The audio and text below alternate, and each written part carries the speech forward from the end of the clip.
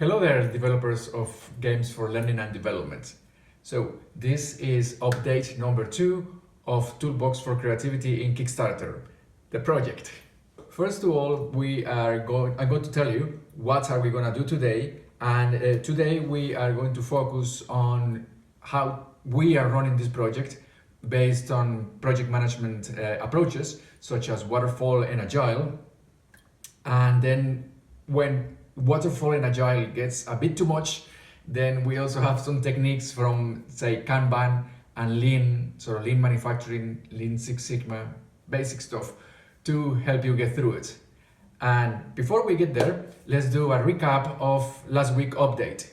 Last week, we started by asking, should your project be funded through Kickstarter or not? So that's a question you need to answer yourself, but we decided we are gonna do it in this way, so we ticked Kickstarter. So the second point that we mentioned is, before even click on Kickstarter, do your research. Find out who to follow, which articles to read, which PDFs to download, and learn as much as possible. Then, with that information, once you read and once you more or less know what you need to do, build a plan. So write down your objectives, who you're gonna work with, how you plan to do this. Put it first on a text form, or even try to draw it if you are more like a visual person, which I am. But then ultimately, you need to represent your plan in a sort of a project base. So using a Gantt chart or something similar is ideal. And something that we also mentioned is that to do this alone is daunting, and we recommend to do it through a team. So start thinking about this. Who are your team? Who are going to bring value, to your activity? And then, once you have your team, that step is completed. And finally, we also discuss collaboration tools. So just to give you an example, right now I'm collaborating with my partner in the Kickstarter project, Sarah Lafer. I cannot pronounce his surname, sorry, with Sarah, and she's in the UK. I am based in Krakow, and we communicate through Slack, and some of the tools that I'm using, some of the files, the controlling files that we have, are hosted on my Google Drive, so we communicate in this way. And Slack is really well integrated with Google and Google Documents. So that's how we collaborate. Okay, quite possibly at this stage you still don't know what is it that we are trying to do, and what we are trying to do is to take this prototype of Toolbox for Creativity to the market. The game is structured in this way. I'm not sure if you can see it, but inside the box there will be different boxes, and each box allows for the creation of a prototype of the game that you have in mind.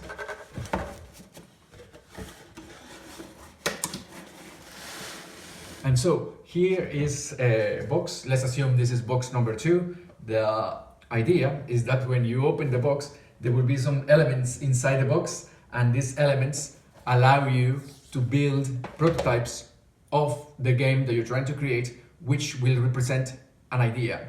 The game can be used in the classroom, say for example in formal education settings, universities, colleges, and it can also be used in corporate training. And let me just share with you the elevator pitch that I've been working on. So, Toolbox for Creativity is an active learning solution that improves training and classroom activities through the use of board game development, project-based learning, and innovative communication technologies. Toolbox for Creativity is the bridge between players' creativity and jaw-dropping prototypes and representations of learning outcomes. All right, back to today's topic. So first, we want to also make something clear. Why are we doing this, and who we are? We are doing this because we are trying to take our game to Kickstarter, and this is our first Kickstarter campaign.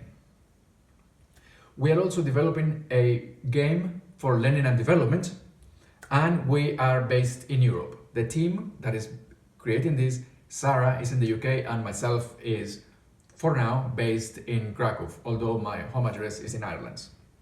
And this is important because this will give you a context, and if some of the characteristics of this project are similar to yours, then you will find as well the learnings that we are having beneficial to you and to your project. Regarding project management tools and techniques, first, let's say Agile. Quite possibly you used a lot of Agile and Scrum techniques when you were developing your project. You may not have called them Agile, but the process of iteration and prototyping and testing, that is often seen in Agile. For now, we are not going to focus on that. We are going to focus a little bit more on traditional project management, otherwise called waterfall project management. And what we want to say is that at this stage of managing this project, we are focusing on creating a stakeholder list. And by this, I mean people who can potentially buy the game, backers, people who can also work in social media to advertise the project. Anyone that is interested in the project is a stakeholder, and we have to list these people and organizations and groups. Once you have identified the stakeholders, which we have done partially, we haven't done fully, and this, by the way, is never 100% finished until the project is finished. So anyway, we have created the plan, we started populating the fields, we identified some people and what to do with this. So with this, one thing that you can do that is important is to start planning your communications. Other people that guide you through creating Kickstarter's campaign, they also mention these things, identify your backers, find out how you're gonna communicate with them, and these steps, they might call them something slightly different, but that's what it is, identifying your stakeholders and plan your communications. We have done that. And you also need to create a timeline of your projects. You need to know how long your campaign is going to last.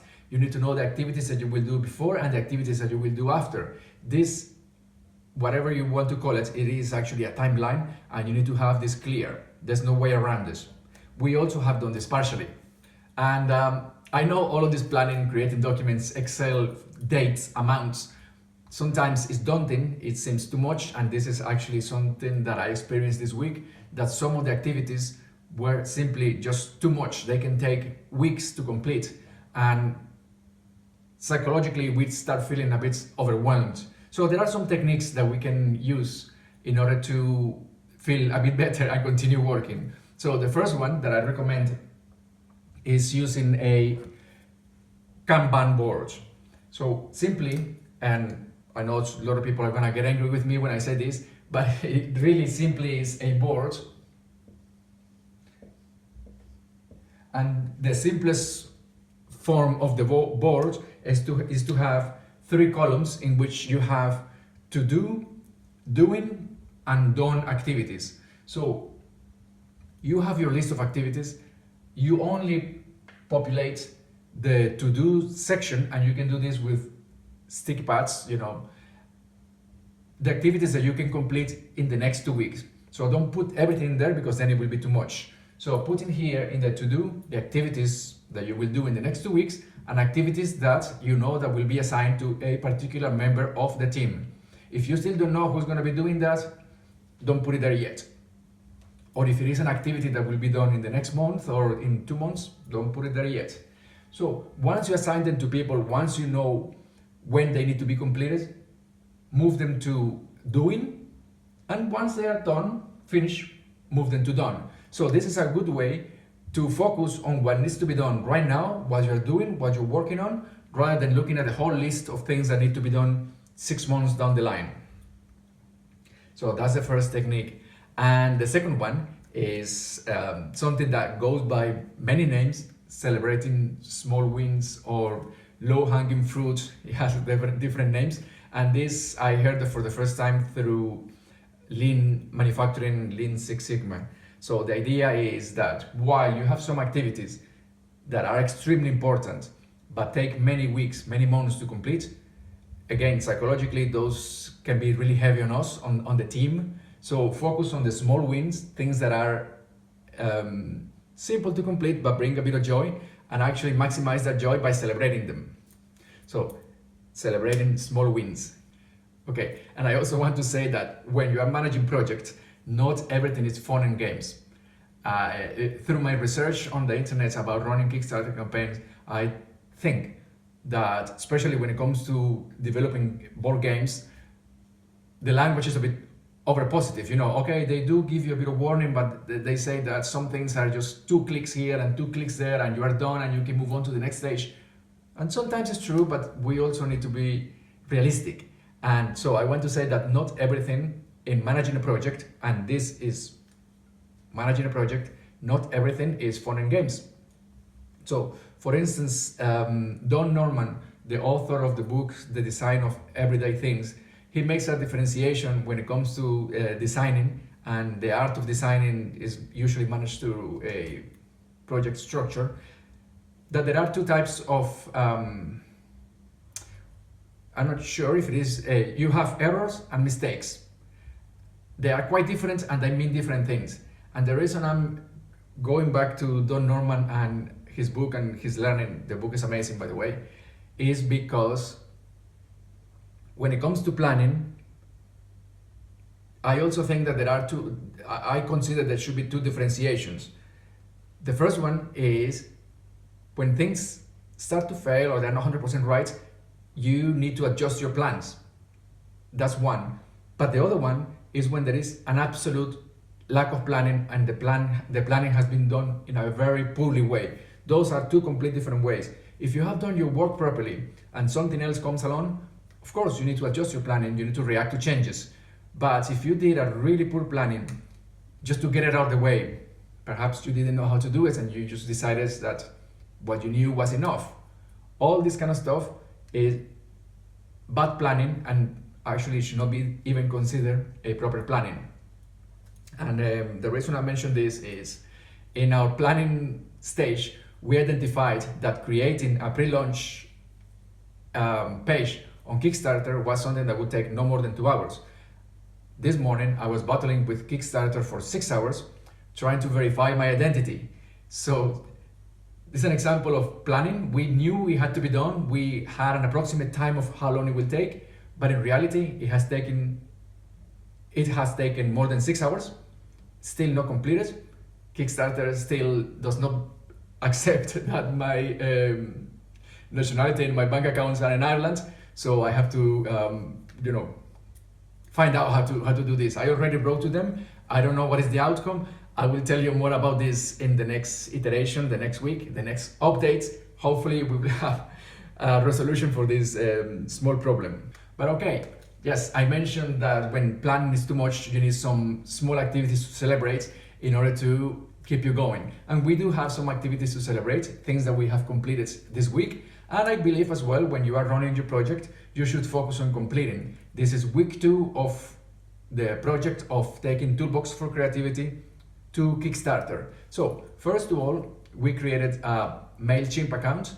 We created a service that is going to act as a form of collecting information, basic information like name, email address, for people who are interested on this type of information. Remember, when you are collecting information about people for the purpose of updating them about your project, you need to take in consideration GDPR, and using a very simple form through MailChimp is a good way of ensuring that whoever is going to get the updates is because they want to, they sign for us, and they can sign out as well if they want to.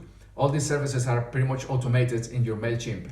So we took this account, MailChimp is now working, and then we embedded it and we built it into our website, which is running on WordPress as well, and the integration is really simple. And now we have something which is called a splash page, and this is also recommended by many people who supports the development of Kickstarter campaigns, especially for board games. We followed their advice and now we have this. You can see our splash page, you can click on it, and then you can get updates about our project. And so as the list of people interested in the project grows, we will have more updates, and this will also feed into our list of stakeholders. So I hope you found this information useful. There are some techniques about managing projects, things that you should watch out for. And again, if you have any comments about the information that we're giving you and how to run the campaign, a Kickstarter campaign to take a board game for education to Kickstarter, feel free to share that information with us or to simply ask any questions. So, thank you for watching and until next week.